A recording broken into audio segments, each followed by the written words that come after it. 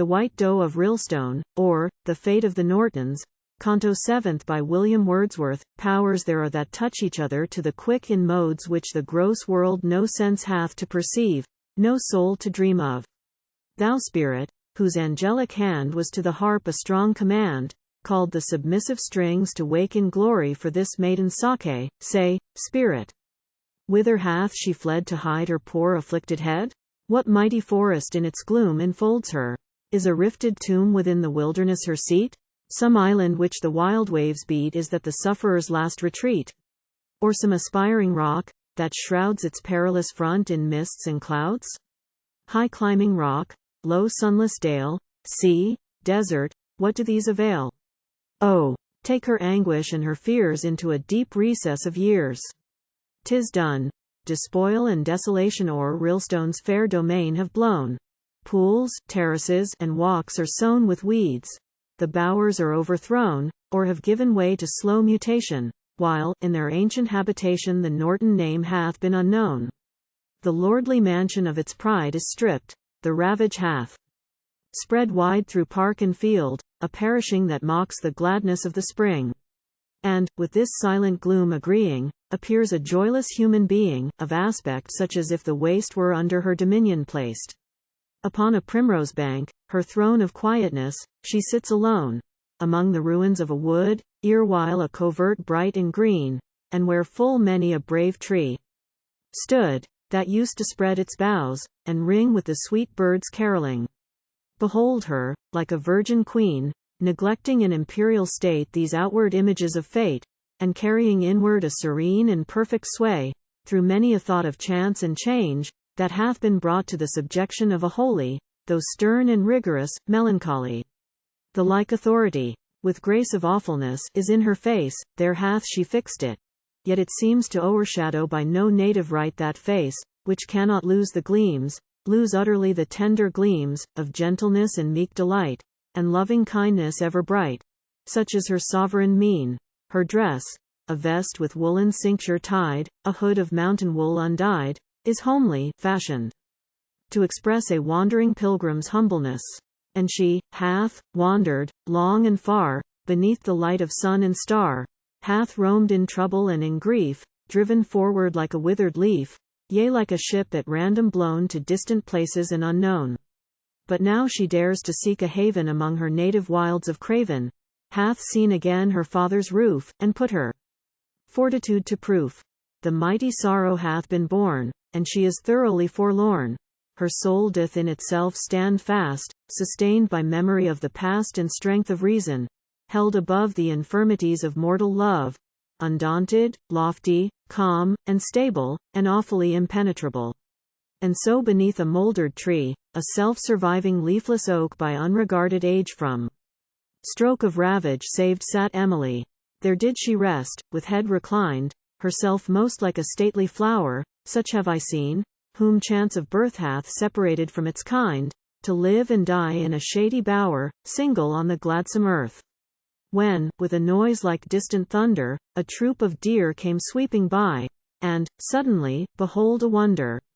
For one, among those rushing deer, a single one, in mid-career hath stopped, and fixed her large full eye upon the Lady Emily, a doe most beautiful, clear white, a radiant creature, silver bright.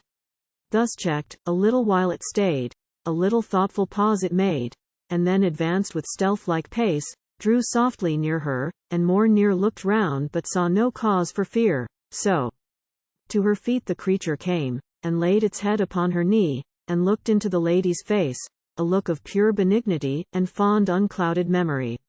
It is, thought Emily, the same, the very doe of other years. The pleading look the lady viewed, and, by her gushing thoughts subdued, she melted into tears, a flood of tears, that flowed apace, upon the happy creature's face. O moment ever blessed! O pair beloved of heaven, heaven's chosen care, this was for you a precious greeting, and may it prove a fruitful meeting. Joined are they, and the sylvan doe, can she depart? Can she forego the lady, once her playful peer, and now her sainted mistress dear? And will not Emily receive this lovely chronicler of things long past, delights in sorrowings? Lone sufferer, will not she believe the promise in that speaking face, and welcome, as a gift of grace, the saddest thought the creature brings? That day, the first of a reunion which was to teem with high communion, that day of balmy April weather, they tarried in the wood together.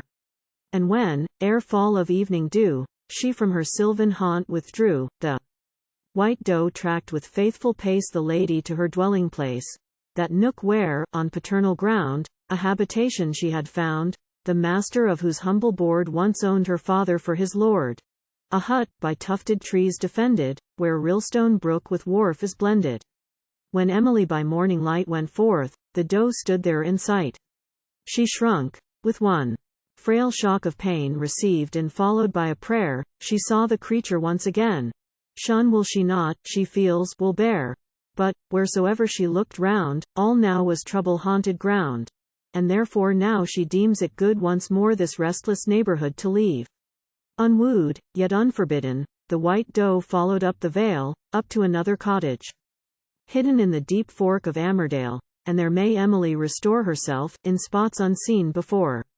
Why tell of mossy rock, or tree, by lurking Durnbrook's pathless side, haunts of a strengthening amity that calmed her, cheered, and fortified?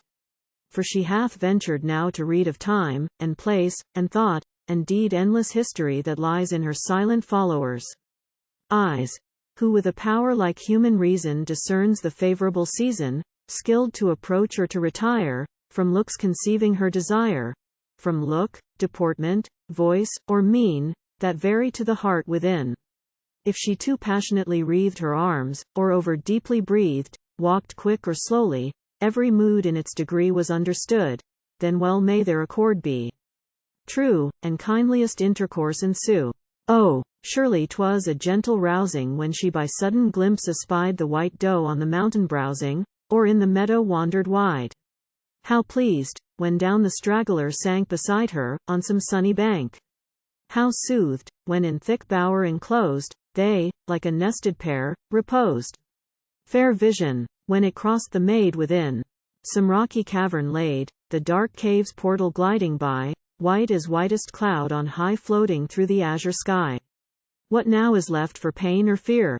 That presence, dearer and more dear, while they, side by side, were straying, and the shepherd's pipe was playing, did now a very gladness yield at morning to the dewy field, and with a deeper peace endued the hour of moonlight solitude. With her companion, in such frame of mind, to Rylstone back she came, and, ranging through the wasted groves, received the memory of old loves, undisturbed and undistressed, into a soul which now was blessed with a soft spring day of holy, mild, and grateful melancholy, not sunless gloom or unenlightened, but by tender fancies brightened.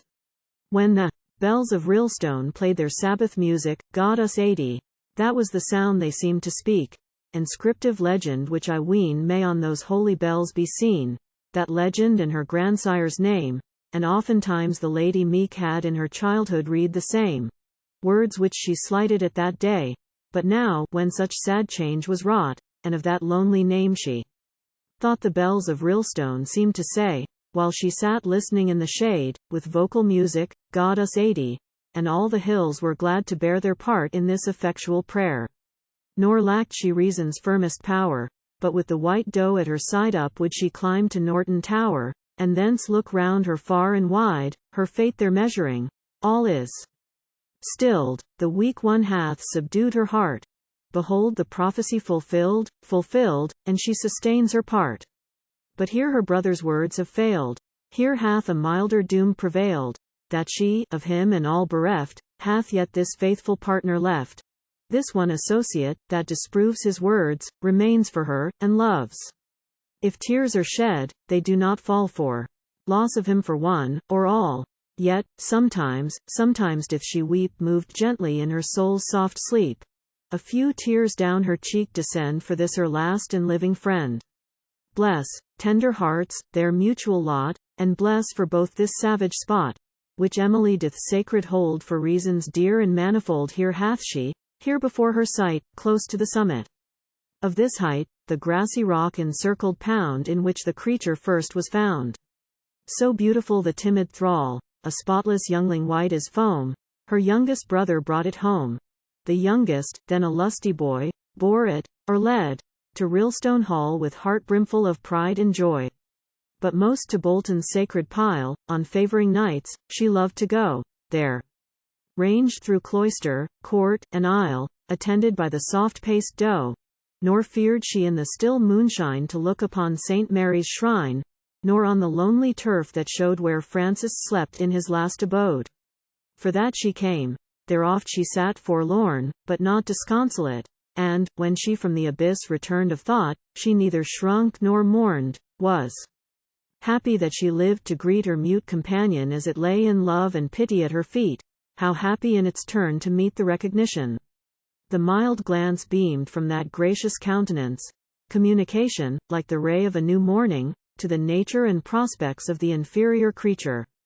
A mortal song we sing, by dower encouraged of celestial power, power which the viewless spirit shed by whom we were first visited, whose voice we heard, whose hand and wings swept like a breeze the conscious strings, when, left in solitude, erewhile we stood before this ruined pile, and, quitting unsubstantial dreams, sang in this presence kindred themes. Distress and desolation spread through human hearts, and pleasure dead, dead but to live again on earth, a second and yet nobler birth, dire overthrow, and yet how high the re-ascent in sanctity. From fair to fairer, day by day a more divine and loftier way. Even such this blessed pilgrim trod, by sorrow lifted towards her God, uplifted to the purest sky of undisturbed mortality. Her own thoughts loved she, and could bend a dear look to her lowly friend, there stopped.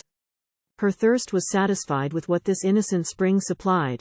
Her sanction inwardly she bore, and stood apart from human cares, but to the world returned no more, although with no unwilling mind help did she give at need, and joined the Wharfdale peasants in their prayers. At length, thus faintly, faintly tied to earth, she was set free, and died. Thy soul, exalted, Emily, maid of the blasted family, rose to the God from whom it came. In Rylstone church her mortal frame was buried by her mother's side, most glorious sunset. And a ray survives the twilight of this day in that fair creature whom the fields support, and whom the forest shields, who, having filled a holy place, partakes, in her degree, heaven's grace, and bears a memory and a mind raised far above the law of kind, haunting the spots with lonely cheer which her dear mistress once held dear. Loves most what Emily loved most, the enclosure of this churchyard ground. Here wanders like a gliding ghost, and every Sabbath here is found. Comes with the people when the bells are heard among the moorland dells, finds entrance through yon arch, where way lies open on the Sabbath day. Here walks amid the mournful waste of prostrate altars, shrines defaced, and floors encumbered with rich show of fretwork imagery laid low. Paces softly, or makes halt, by fractured cell, or tomb, or vault, by plate of monumental brass dim gleaming among weeds and grass, and sculptured forms of warriors brave, but chiefly by that single grave, that one sequestered hillock green, the pensive visitant is seen. There doth the gentle creature lie with those adversities unmoved, calm spectacle, by earth and sky in their benignity approved. And I, methinks, this hoary pile, subdued by outrage and decay, looks down upon her with a smile, a gracious smile, that seems to say, thou art not a child of time, but daughter of the eternal prime.